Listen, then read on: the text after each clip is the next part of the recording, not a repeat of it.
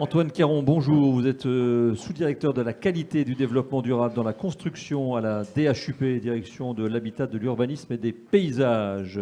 Hugo Sanchot, c'est vous. Vous êtes chargé de mission à la rénovation énergétique des bâtiments à la DGEC. Tout à l'heure, nous avons eu donc un premier intervenant sur le sujet. Et Marc Gendron, bonjour.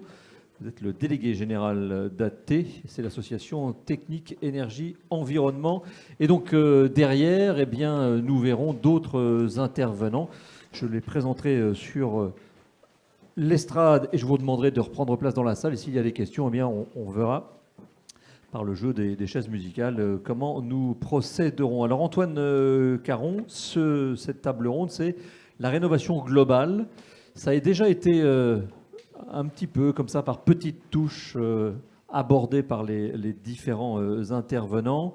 Certains, vous allez le voir dans cette table ronde, sont favorables, très favorables, beaucoup moins favorables ou favorables d'une certaine façon. Mais ça, je ne vais pas dévoiler le contenu des propos. En tous les cas, visiblement pour celles et ceux qui nous gouvernent, pour accélérer l'efficacité énergétique des bâtiments, pour vous, c'est l'outil, la rénovation globale. Voilà, c'est ça qui doit permettre de passer, comme le disait Oliver Young, la première ou la deuxième, et d'appuyer sur l'accélérateur en matière de rénovation des bâtiments.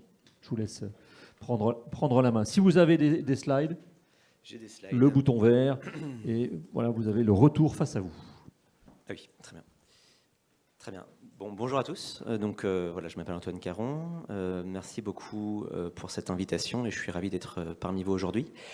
Du coup, pour bien vous situer, moi je suis sous-directeur de la sous-direction à la DHUP, la direction de l'habitat, de l'urbanisme et des paysages, qui s'occupe de la réglementation de la construction de manière un peu large.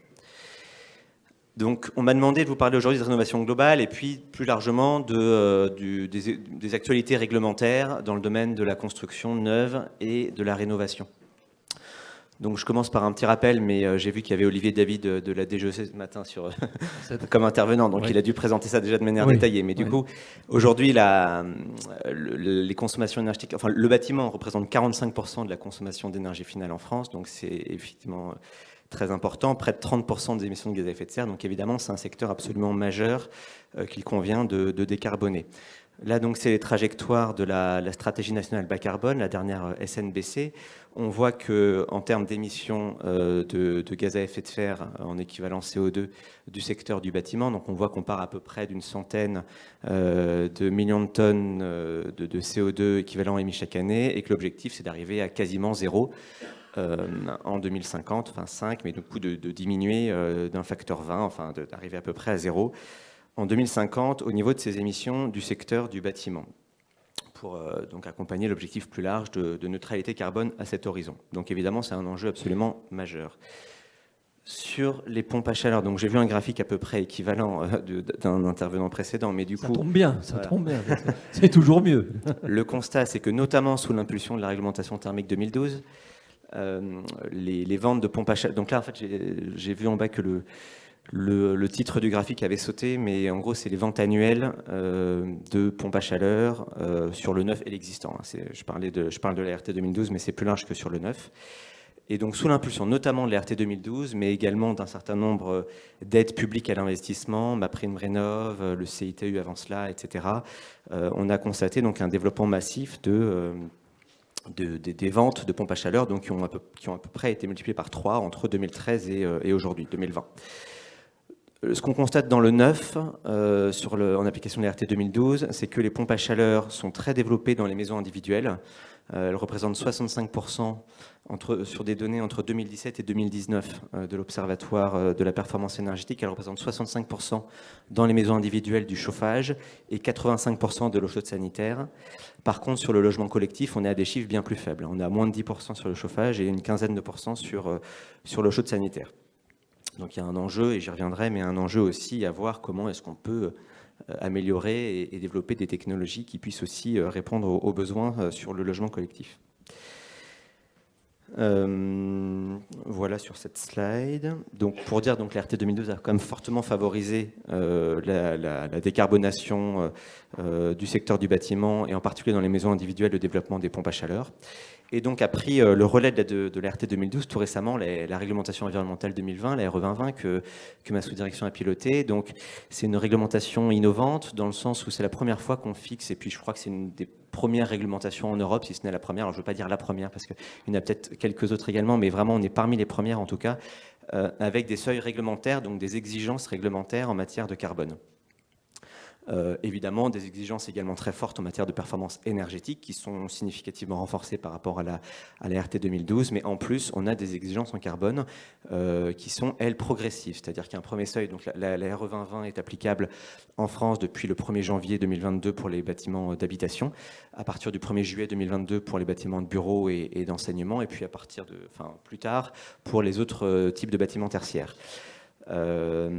Et du coup, on a des seuils progressifs sur les exigences de carbone. Donc 2022, des seuils relativement faciles, enfin pas voilà, exigeants malgré tout, mais quand même accessibles. À partir de 2025, on augmente les exigences assez fortement sur les seuils carbone, 2028, 2031.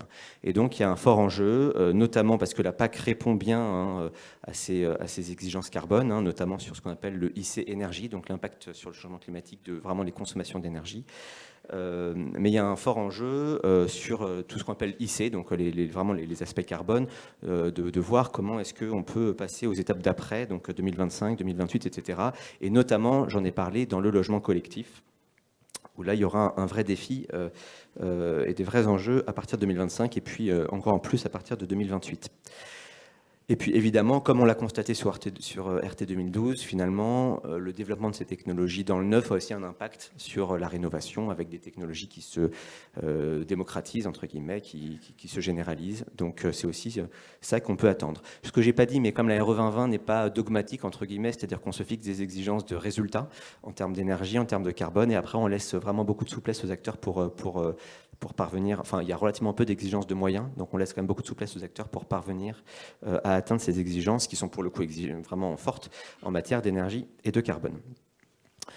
Un petit mot donc au-delà de la réglementation dans le neuf, donc sur plutôt les parties rénovation. Donc là, bon, la slide est un peu... On m'avait demandé de faire des slides très peu chargés, donc là, j'ai respecté strictement la consigne.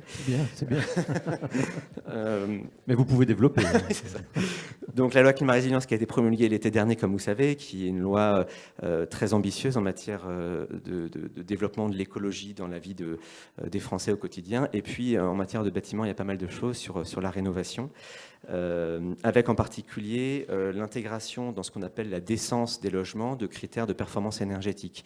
Donc à partir de 2025, seront considérés comme indécents des logements qui ont une étiquette G au titre du diagnostic de performance énergétique. À partir de 2028, c'est ceux qui sont en étiquette F, 2034, ceux qui sont en étiquette E.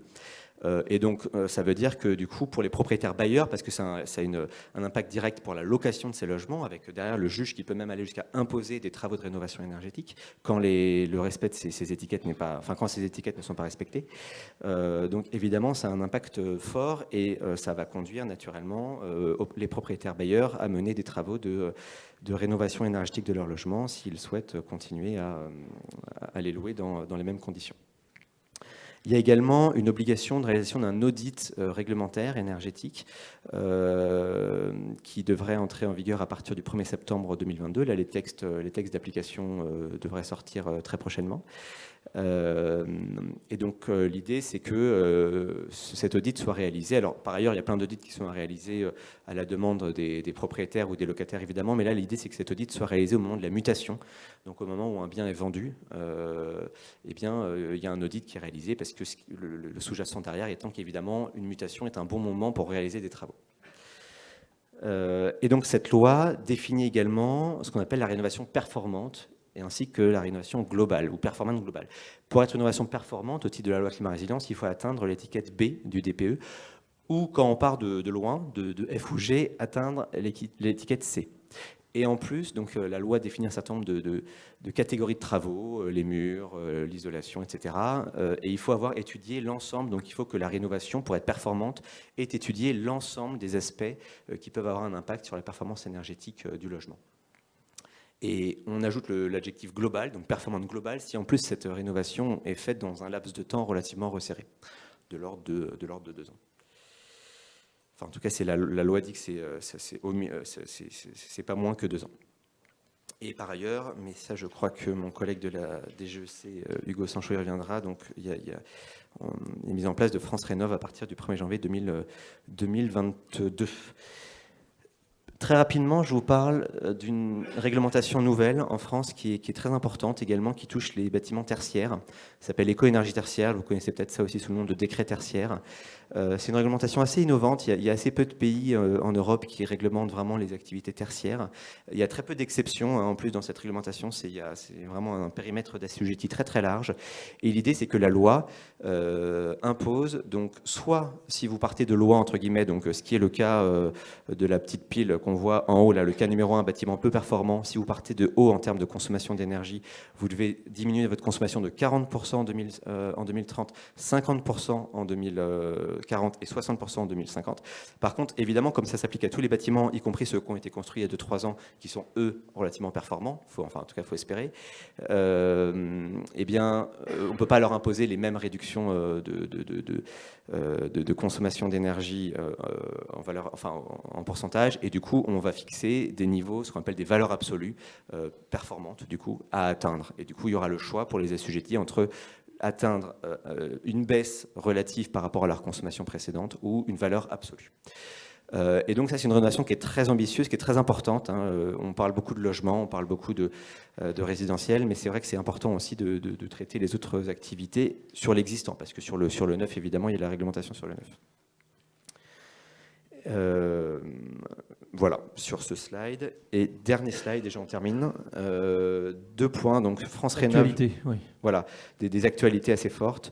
Donc sur France Rénov, qui a été mis en place au 1er janvier 2022, qui est vraiment le grand service maintenant public de la rénovation de l'habitat, qui informe, conseille et guide les ménages dans leur démarche. Et je crois qu'Hugo, de la Direction générale de l'énergie et du climat, y reviendra.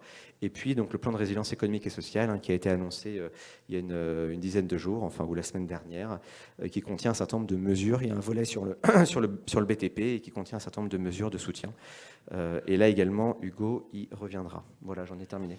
Merci beaucoup Antoine Caron. Alors vous restez avec nous. Hugo Sancho est à vos côtés. Vous êtes chargé de mission, je le disais, à la rénovation énergétique des bâtiments à la DGEC. Alors si vous avez aussi des slides, il faut prendre voilà la petite télécommande. Et avec vous, on va reprendre ce verbe accélérer qu'on a entendu tout à l'heure avec Oliver Youn, mais qu'on entend depuis aussi ce matin, pour accélérer cette transformation dans le monde des bâtiments et donc atteindre la performance énergétique telle qu'elle est affichée. Un certain nombre d'aides existent qui sont parfois changeantes. Alors on a entendu aussi qu'on avait besoin de stabilité dans un cadre législatif pour que les familles puissent s'y retrouver. Mais voilà, vous allez nous dire qu'avec un certain nombre d'aides qui ont un peu été modifiées là, ces dernières semaines, voire ces derniers mois, il existe des solutions pour que le reste à charge soit moins important. Oui, merci beaucoup pour l'invitation. Je vais essayer de ne pas me répéter par rapport à ce qu'a dit Olivier David, ce qu'a dit Antoine. Parce que je vais parler un peu des mêmes sujets, mais en essayant d'avoir une perspective un peu plus globale sur la rénovation globale, justement, vers un nouveau modèle de rénovation performante. Donc, je pense que ce qui est intéressant pour cadrer un peu, c'est d'abord de se mettre dans la perspective de la SNBC et de la révision de cette SNBC l'an prochain et de la PPE, et de se dire quel est le modèle qu'on veut avoir, qu'on veut mettre en place pour atteindre les objectifs, et quels sont les objectifs qu'on veut avoir en 2050. Et en fait, ces objectifs-là, ils peuvent, sur le sujet de la PAC, sur le sujet des systèmes de chauffage dans le résidentiel, ils peuvent être très différents selon les différents modèles prospectifs qu'on fait. Donc là, j'ai essayé de récapituler un peu rapidement ce que disent les principaux modèles. Le modèle de RTE dans les futurs énergétiques parle de 15 millions de pompes à chaleur dans le parc résidentiel, dans un parc d'à peu près 35 millions de logements. Les scénarios de l'ADEME sont assez divers, assez variés. Il y en a qui disent 12 millions, d'autres qui disent jusqu'à 18 millions de pompes à chaleur dans le parc en 2050. Et le plan de transformation de l'économie française que nous a présenté Jean-Marc Jancovici ce matin, d'après ce que j'ai vu un peu de loin, c'est à peu près 12 millions de pompes à chaleur. Donc on a une assez forte variabilité. Et d'après votre modèle prospectif, là j'ai lu 2 millions par an en 2050, donc soit sur une durée de vie d'à peu près 15 ans, à peu près 30 millions sur tout le marché, bien, y compris, je pense qu'il y a aussi le tertiaire qui augmente. Et donc, bon, je ne sais pas exactement quels sont les chiffres dans le résidentiel, mais on est autour de 15 millions, 20 millions. Et en fait, ce nombre de pompes à chaleur va déterminer en fait, quelle isolation on a besoin pour atteindre nos objectifs en consommation d'énergie et pour atteindre nos objectifs sur le réseau électrique, la consommation du parc électrique. Et donc, en fait, ce qu'on observe, et on va affiner nos calculs, notamment probablement grâce à vos travaux cette année, c'est qu'on va devoir développer massivement la pompe à chaleur. J'entendais à l'intervention précédente qu'il fallait appeler un chat un chat. Nous, on appelle un chat, c'est clair. C'est dit dans la CNBC, ça a été rappelé par Olivier David, qu'on veut sortir du fioul, on veut sortir du gaz fossile le plus rapidement possible. Il a même, pardon, hein, il a même employé tuer. Hein, le verbe était assez explicite. Je veux dire sortir, mais on peut dire tuer aussi. Ouais, tuer le chat. Mais bon, on n'est pas non plus à s'opposer frontalement. Mais, Pas tout à fait, mais bon. En tout cas, les événements récents nous rappellent que c'est vraiment primordial de sortir le plus rapidement possible de ces énergies fossiles. Et c'est pour ça que je vais essayer de vous présenter un peu quelle est une esquisse d'un modèle de rénovation énergétique qu'on pourrait promouvoir. Donc le premier point, je vais parler en 3 points. Le premier point, c'est sortir du chauffage fossile, comme je vous ai dit. Donc vous avez à la droite le schéma avec les facteurs d'émission des principaux modes de chauffage qui sont devant vous. Et on voit qu'on a mis en place, donc, le 5 janvier 2022, un décret qui interdit l'usage du fioul, de l'installation de nouveaux chauffages au fioul dans les bâtiments neufs comme existants. Donc ce seuil est à 300 grammes de CO2 par kilowattheure et pourrait être amené à évoluer, l'idée étant de décarboner le parc de chauffage. Ça, c'est un premier point, le point réglementaire. Après, il y a un deuxième point qui est les aides, les subventions. Donc avec MaPrimeRénov', on voit bien sur les graphiques qui ont été montrés qu'en 2019, on a une énorme inflexion de la courbe, c'est le coup de pouce chauffage C2E. En 2020 et en 2021, surtout en 2021, on a une encore plus forte inclinaison, c'est MaPrimeRénov' qui se développe avec à peu près 200 000 pompes à chaleur qui ont été aidées grâce à MaPrimeRénov'. Donc c'est de très bons résultats. Mais d'un autre côté, et c'est ce que je disais, c'est-à-dire qu'on va avoir un certain nombre de pompes à chaleur de 12, 15, 18 millions en 2050, mais on va en parallèle devoir réaliser des travaux d'isolation pour que ces pompes à chaleur déjà fonctionnent bien et surtout réduisent un maximum la consommation d'énergie. Et pour ça, c'est vrai qu'on a un modèle actuel avec MaPrimeRénov' qui facilite, qui favorise énormément les rénovations par geste, donc avec un changement du système de chauffage. Et il faut aller graduellement vers un système qui favorise beaucoup plus le fait de coupler le changement du système de chauffage avec un geste d'isolation ou 2 gestes d'isolation, encore mieux, les murs, etc. Enfin, vous connaissez bien. Et pour ça, il faut que nos dispositifs l'aident et qu'on accompagne ces rénovations. Donc je voulais citer deux dispositifs. MaPrimeRénov' Sérénité, qui a été renommé cette année pour avoir la même déclinaison de ces aides et faciliter et simplifier les aides si on peut. Donc qui accompagne les ménages modestes dans leur rénovation. C'est 50 000 rénovations en 2021. Et donc dans le dispositif d'économie d'énergie, le certificat d'économie d'énergie, on a le coup de pouce rénovation performante d'une maison individuelle qui s'oriente aussi dans ces règles, dans les nouvelles règles qui ont été dictées, qui sont d'avoir au minimum un geste d'isolation. Et comme les règles faisant qu'on doit réduire de moins 55% la consommation, etc., on a dans quasiment la majorité des cas une pompe à chaleur et un geste d'isolation ou 2 gestes d'isolation pour atteindre les baisses de consommation d'énergie. Et donc, on a 8000 coups de pouce rénovation performante d'une maison individuelle qui ont été donnés en 2021, et c'est un modèle qu'on veut massifier, et qu'on veut massifier aussi dans MaPrimeRénov', avec la possibilité de faire plusieurs gestes, de coupler un bouquet de gestes de travaux qui soient efficaces, avec la chaleur renouvelable et avec des gestes d'isolation. Et enfin, le troisième point. Oui, c'est sur l'accompagnateur Rénov' qui a été cité ce matin. Voilà, exactement. Nouveau personnage entrant. Exactement. Et personnage très important pour faire ce que je voulais vous montrer, c'est-à-dire ce nouveau modèle de la rénovation où on passe de la rénovation d'un seul geste à la réalisation d'un couple un geste de chaleur et 1 ou 2, 3 gestes d'isolation, ou une rénovation globale de tous les postes de travaux dans les meilleurs des cas, et on le facilite aussi.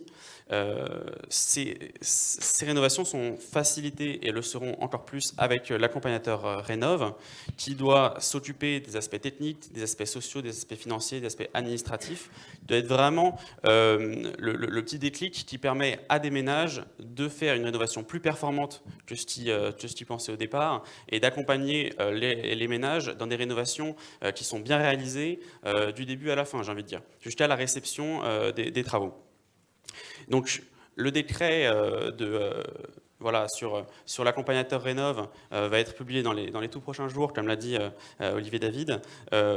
Pour entrer un peu plus dans les détails, il comprendra le contenu de l'accompagnement, la durée et la modalité d'obtention de l'agrément, et aussi la modalité pour retirer l'agrément, les modalités de contrôle, et aussi les caractéristiques des rénovations qui seront visées, ainsi que le seuil, le montant de travaux minimum, qui fera qu'au-dessus, ce sera obligatoire de passer par cet accompagnateur Rénov' pour pouvoir réaliser des rénovations performantes. Et donc, du coup, mon accompagnateur Rénov', en quelques mots résumés, ce sera un opérateur public ou un acteur privé agréé, pour du coup massifier cet accompagnateur. Ce sera un cadre avec des compétences garanties, c'est tout un tas de garanties sur les contrôles des rénovations, et ce sera un acteur clé pour faire des rénovations performantes avec une entrée en vigueur début 2023 et un objectif pour 2023 de 55 000 accompagnements, et bien sûr avec l'idée de développer encore plus dans les années qui suivent. Merci donc pour cette présentation, et notamment sur ce Zoom sur l'accompagnateur Rénov'. Marc Gendron, vous êtes le délégué général d'AT2E, l'association Technique Énergie Environnement. Vous avez financé avec le concours de l'ADEME et d'un certain nombre de sponsors une étude sur la rénovation globale. C'était en 2021. Vous allez nous donner évidemment les objectifs de cette étude, et puis ce serait bien de partager avec nous les conclusions de cette étude menée. Écoutez, avec grand plaisir. Alors, je suis le délégué général certificat d'économie d'énergie, donc effectivement, la pompe à chaleur représente un certain nombre d'opérations en France au travers de ce dispositif. Et donc, en 2020, on se posait des questions sur la rénovation globale qui, visiblement, ne décollait pas. Et donc, on a lancé une étude qui a été financée en partie par l'ADEME, mais aussi 23 sponsors qui sont adhérents directement ou indirectement à la T2E, notamment Uniclimat. Valérie a participé aux travaux, Valérie Laplagne. Alors, l'objectif de cette étude, il était d'abord de savoir quelles étaient les modalités de soutien à la rénovation globale en place aujourd'hui et quelles étaient les dynamiques observées. Donc là, c'était assez simple, hein, on a repris un peu tout ce qu'il y avait dans la bibliographie pour regarder un peu ce qui se passait.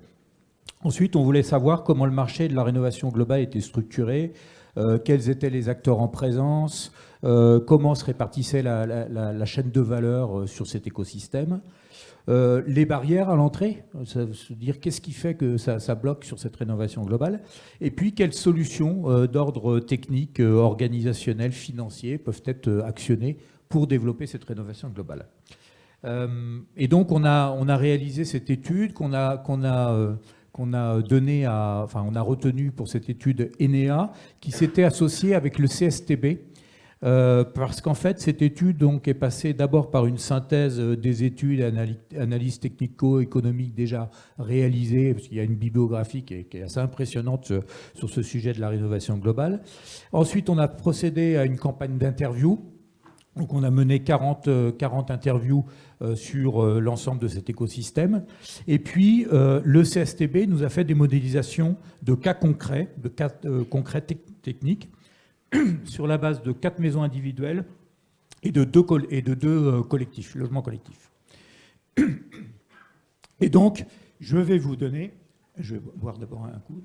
Le suspense est entier. Ouais. Je vais vous donner les conclusions en 6 points. En 6 points. Ouais. Ah, c'est le fameux chat, oui, c'est lui. Bien joué. On appelle un chat, c'est vous qui l'aviez. Voilà. Alors, d'abord, pour un même bouquet de travaux, si on compare entre des rénovations unitaires et une rénovation globale, on se rend compte que la rénovation globale elle présente des avantages. Elle est à la fois plus pertinente sur le plan énergétique et économique. En gros, en termes énergétiques, ça apporte sur le plan sanitaire et plus de confort et on économise quand même plus facilement jusqu'à 30% d'économie d'énergie avec la rénovation globale. Ensuite, il y a aussi des bénéfices économiques à la rénovation globale parce que quand vous gérez tout dans un seul mouvement, quelque part, vous avez des effets d'échelle. Et donc, sur le plan économique, le bénéficiaire est aussi gagnant. Alors, bien évidemment, il y a des contreparties, c'est qu'il faut libérer le logement, etc. Il y a quand même des contraintes. Donc ça, c'est le premier point. Le deuxième point de cette rénovation, le principal à cette rénovation globale, c'est le coût de l'opération. Et notamment les restes à charge, et notamment lorsqu'on s'adresse à des précaires énergétiques, où là, clairement, précaire énergétique, et on n'a pas de solution, il faut un reste à charge à zéro, ou extrêmement réduit. Et ça, sur la rénovation globale, c'est un peu plus compliqué. Ensuite, la rénovation globale, on a regardé un peu ce qui se faisait, on s'est dit, ben oui, elle est soutenue par le ministère, il y a un certain nombre de choses qui se font, néanmoins, ça ne décolle pas. Et je citerai juste là, le rapport de la Cour des comptes là, de mars 2022, où ils ont fait une analyse sur la rénovation portée par l'ANA. Globalement, c'est 644 000 dossiers qui ont été financés par MaPrimeRénov'. Mais ces 640 000 dossiers, ils n'ont permis de sortir que 2500 logements du statut de passoire thermique, donc en FGE. Donc on voit bien que même si on a des aides de l'État, ça ne suffit pas pour industrialiser véritablement cette rénovation globale. Et si on regarde sur les C2E, puisque sur les C2E, vous avez aussi le coup de pouce rénovation globale, vous avez le coup de pouce en bâtiment collectif et en maison individuelle, globalement, on se rend compte qu'on a aussi un peu de mal à faire décoller les choses. On n'a que 34 signataires de la charte. Juste pour vous donner une idée, sur le chauffage, c'est 70 signataires de la charte coup de pouce. Donc ça veut dire qu'on voit bien qu'il y a une attractivité qui a un peu de mal à développer. Les primes versées, c'est 61 millions sur la maison individuelle, 56 TWh CUMAC de ces 2 ans engagés. Ce n'est pas à la hauteur de ce qui se fait sur le chauffage, clairement. Voilà. Ensuite, quand on voit globalement les offres qui se mettent en place, le constat que l'on fait, c'est que c'est en cours de structuration. On voit bien que les offres sont encore peu nombreuses et surtout, ce n'est pas homogène sur le territoire.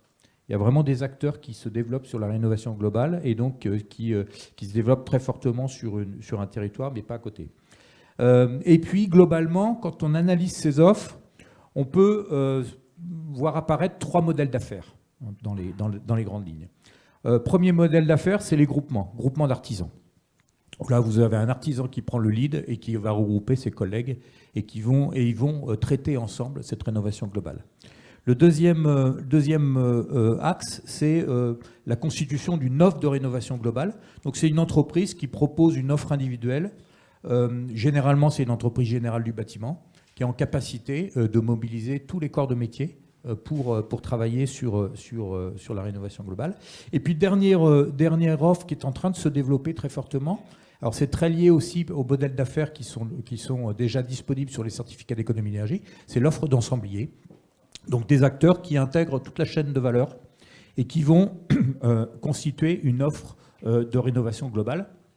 Sachant que notre étude, elle démontre aussi que vous avez une capacité des acteurs à capter de la valeur sur cette rénovation globale. et notamment sur la coordination de travaux. Vous pouvez générer de la marge sur ces logiques-là.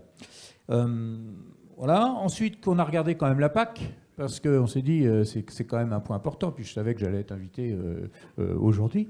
Donc la PAC, bien évidemment, peut tout à fait avoir sa place dans l'offre technique de rénovation globale. Et donc on a pris, avec le CSTB, on a fait une simulation là, sur une rénovation globale avancée d'une maison mitoyenne chauffée à l'électricité, donc qui était de classe E selon le nouveau DPE. Et donc une maison de 103 mètres carrés en zone H3. Et donc pour ce logement chauffé à l'électricité, une rénovation globale avancée permet d'atteindre la classe B avec des restes à charge quand même de 30 000 euros. Voilà, donc c'est le problème. On revient toujours à ça. Et donc dans cette rénovation globale, on avait mis bien évidemment isolation des murs de la toiture, remplacement des menuiseries extérieures, isolation de plancher bas qui avait été étudié mais qui n'a pas été traité, et puis ventilation double flux avec récupération de chaleur et pompe à chaleur RR plus sèche-serviette électrique. Et tout ça, ça nous a permis d'atteindre la classe B. Donc on sait faire avec de la pompe à chaleur. Alors je n'ai pas compté les points. Dernier. 6e. Il m'en reste Voilà, juste parfait. un. Ok. Juste pour il y a quand même, et vous, Hugo, c'est Hugo, on en a parlé un petit peu. Je pense qu'il y a quand même, pour aborder la rénovation globale, il y a quand même un certain nombre d'axes à respecter. D'abord, il y a probablement identifié les chantiers les plus pertinents pour déployer la rénovation globale. C'est-à-dire, en fait, ceux qui, à court terme, présentent le plus haut passage, plus grand potentiel de passage à l'acte, avec un niveau de rendement optimal, quoi. Et donc, en gros, c'est achat, mutation de logement, c'est ce que vous avez dit, c'est cibler des passoires thermiques qui seront progressivement interdits à la location, donc on a tout intérêt à traiter ce sujet. Cibler un certain nombre de ménages qui sont plutôt enclins à réaliser une rénovation globale, donc plutôt des gens qui sont moteurs sur ce type de rénovation, qui sont capables de libérer la maison quelque temps. Et puis cibler des configurations de lots et de travaux d'aide les plus pertinents. Donc c'est en gros l'état initial du logement. On se rend compte que c'est plutôt pertinent sur des grandes surfaces habitables avec un état initial très énergivore. Voilà. Donc des grands bâtiments, donc plutôt sur le rural, ça marche assez bien. Et puis la nature des travaux, si bien évidemment vous avez des chaudières charbon ou chaudières fuel, là c'est plus simple. Et puis sur des maisons individuelles, c'est sur des ménages précaires ou modestes. Voilà un peu dans les grandes lignes ce qu'a démontré cette étude. Merci. Elle sera disponible. Il faut être adhérent pour l'avoir en Alors, entier. cette étude est disponible qu'au sponsor, parce que c'est un coût quand même. Mais bon, si François Doroche me le demande gentiment, je le donnerai au président quand même. Merci. Hugo Sancho, rapidement, puisque nous avons encore 5 personnes à voir avant de passer à une séquence émotion et surtout de passer au déjeuner. Donc rapidement, si vous voulez bien, vous souhaitiez intervenir après la présentation. Merci beaucoup. Oui, je voulais réagir. Déjà, je voulais vous remercier pour cette étude. Donc j'ai eu la chance que j'ai eue, qu'on a suivi un peu on peut la demander à Hugo aussi, dans sa réalisation. Donc on a cette chance-là et qu'on a lu attentivement. Et je suis tout à fait d'accord sur l'idée de bien cibler et de ne pas essayer d'appliquer une même solution partout, mais vraiment de préalablement voir les solutions à cibler. J'avais juste 2 petits points. Le premier sur un chiffre, on va dire que c'est un chiffre, mais je trouve que c'est quand même important de bien s'assurer qu'on a les bons chiffres. Sur les 2500 logements qui sont sortis du statut de passeur thermique d'après le rapport de la Cour des comptes, voilà, c'est un chiffre que j'ai vu qui a pas mal circulé récemment. Et en fait, il se trouve que l'histoire est un peu plus complexe. Et en fait, c'est le nombre de logements qui ont bénéficié du bonus sortie de passoire dans MaPrimeRénov'. Et pour les connaisseurs, le bonus sortie de passoire nécessite d'avoir fait un audit énergétique avant travaux, qui est contraignant, et le bonus voilà, on essaye de le rendre attractif, mais il se trouve qu'il reste mesuré entre 500 et 1500 euros par audit, par bonus sortie de passoire. Et donc, comme c'est assez contraignant de réaliser cet audit, il y a peu de gens qui ont postulé au bonus sortie de passoire, alors qu'il y a beaucoup plus de logements qui sont vraiment sortis de passoire. Donc il n'y a pas 2500 logements qui sont sortis de passoire sur 660 000, heureusement, j'ai envie de dire. Et rien qu'avec les pompes à chaleur, je pense qu'on peut dire que rien qu'en mettant une pompe à chaleur dans un logement passoire, on sort de passoire. Donc voilà, c'était juste pour... mais ça ne nie pas le fait que c'est important d'accélérer les statistiques sur le domaine pour mieux comprendre, mais aussi de faire des rénovations plus performantes et avec plusieurs gestes. Et un deuxième petit point, désolé. Non, mais je vais vous laisser. Non, rapide. Vous non, c'est bon. C'est bon. Bon, bah alors, ok. Merci Antoine Caron, Hugo Sanchot et Marc Gendron. Je vais vous demander de reprendre place et je vais demander aux 5 personnes suivantes de venir me rejoindre.